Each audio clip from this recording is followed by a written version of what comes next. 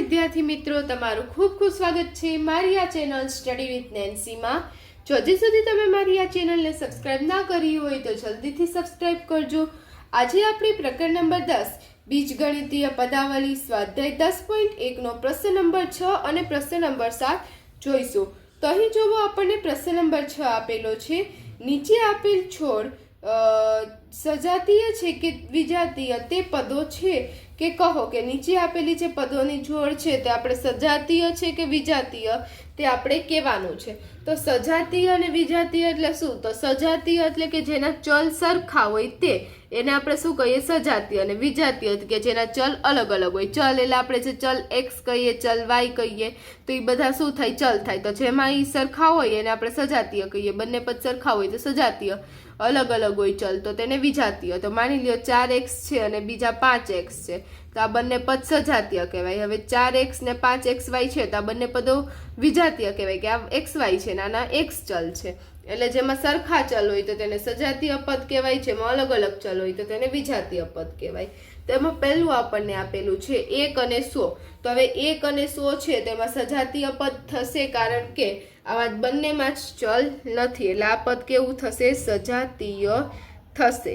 બંનેમાં જ ચલ નથી એટલે ચલ આપણે એક પણ ધારી શકીએ, એટલે બંનેના ચલ સરખા થાય.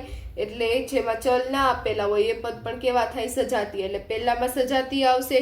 પછી બીજું આપેલું છે -7x 5/2x. તો આમાં પાછળ x છે અને આમાં x છે, એટલે બંને x વાળા છે એટલે કેવા થશે? સજાતીય પદ થશે. સજાતીય પદ થશે. બંનેમાં ચલ સરખા છે એટલે તે કેવા? સજાતીય પદ થશે. આગળની સંખ્યા -7 છે 5/2 છે તે કશું જ ધ્યાનમાં નહીં લેવાનું. આપણે શું વાત જાણવાની? કે આમાં બંનેમાં જે ચલ લાગેલા છે x તે સરખા છે. હા છે સરખા, તો તેને સજાતીય પદ કહીશું. એના પછી ત્રીજું આપેલું છે -29x અને -29y.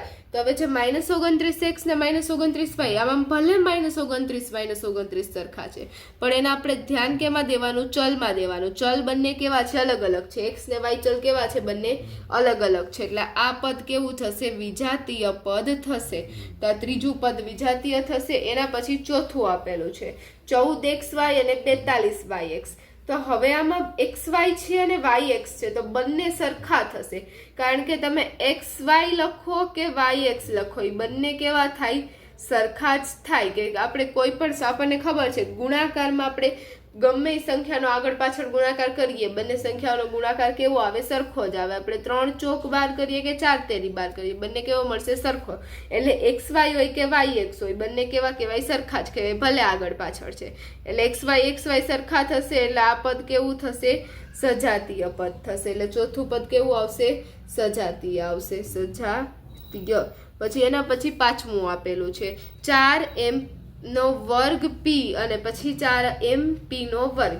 તો હવે આમાં તમે જોશો પદમાં ચલ કયા છે? m નો વર્ગ p અને mp નો વર્ગ. તો આમાં m ના ઉપર વર્ગ છે અને આમાં p ના ઉપર વર્ગ છે.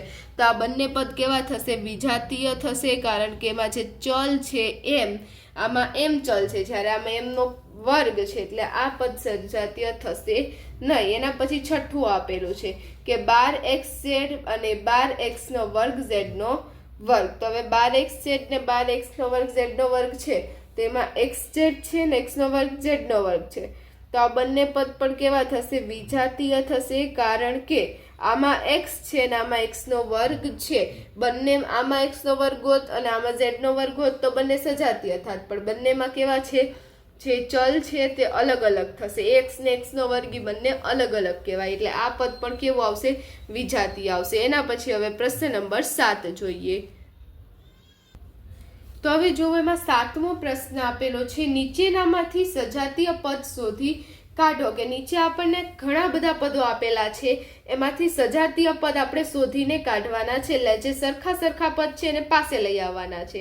તેમાં પહેલું એ આપેલું છે -xy નો વર્ગ, પછી -4yx નો વર્ગ, 8x નો વર્ગ, 2xy નો વર્ગ, 7y, -11x નો વર્ગ, -100x, -11yx, 20x નો વર્ગ y, -6x નો વર્ગ y, x નો વર્ગ, પછી y અલગ છે, 2xy અને 3x. તો હવે તમે આમાં જોશો આ બધા જ પદોમાં, તો કે આ બધા જ પદોમાં જે સરખા સરખા પદ છે એને આપણે સાથે રાખીશું. સજાતીય પદ છે જેના ચલ સરખા છે એને આપણે સાથે રાખવાના. તો પહેલું પદથી સ્ટાર્ટ કરવાનું, જે પદ લખતા જઈએ તેની ઉપર લીટી કરી લેવાની એટલે આપણને ખબર પડે આ પદ આવી ગયું છે.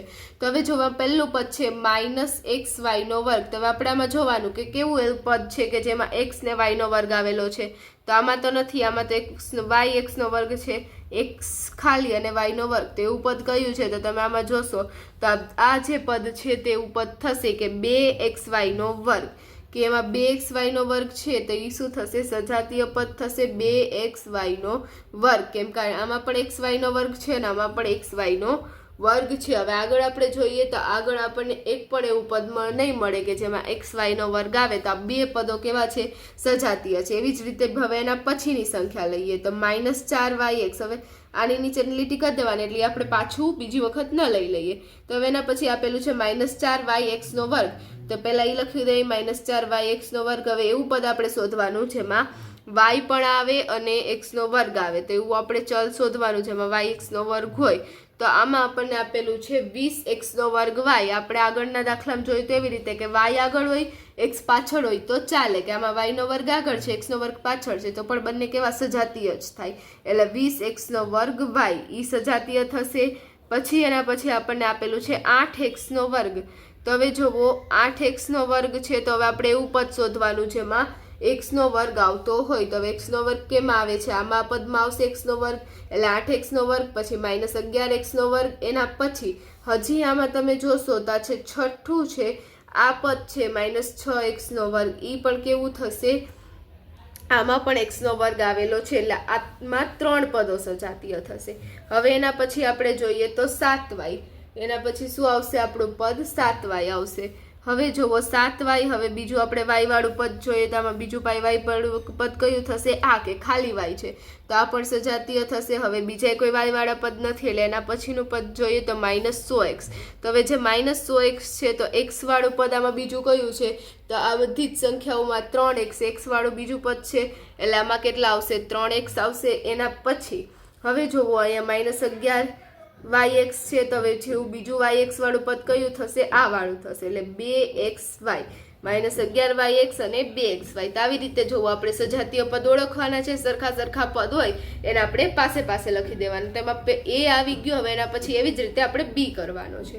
તો હવે જોવો b આપેલું છે 10pq 7p 8q, પછી -p નો વર્ગ q નો વર્ગ છે, -7qp છે, -100q છે, -23 છે, 12q નો વર્ગ p નો વર્ગ છે, -5p નો વર્ગ છે, 41 છે, 2405p છે, પછી 78qp છે, આ qp લખેલ છે, પછી 13p નો વર્ગ q છે, પછી qp નો વર્ગ છે અને 701p નો વર્ગ છે. તો હવે સૌથી પહેલા આપણે આ પદ લઈએ 10pq.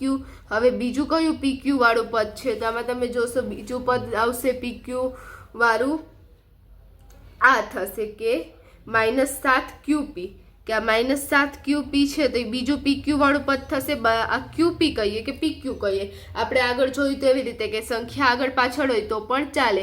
આમાં pq છે, pq ને આપણે qp સ્વરૂપે પણ લખી શકીએ. હવે એનાથી આગળ જોઈએ તો આપણને મળશે આ 78qp.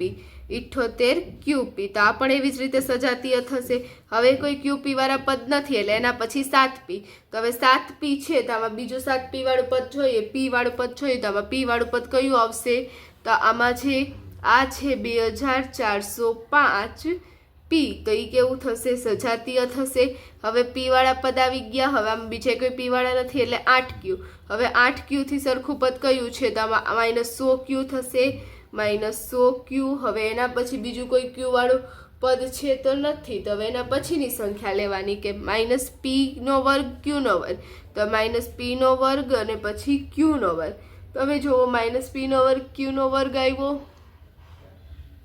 તો હવે એના જેવું બીજું સજાતીય પદ કયું છે? તો આ આવશે 12q નો વર્ગ p નો વર્ગ.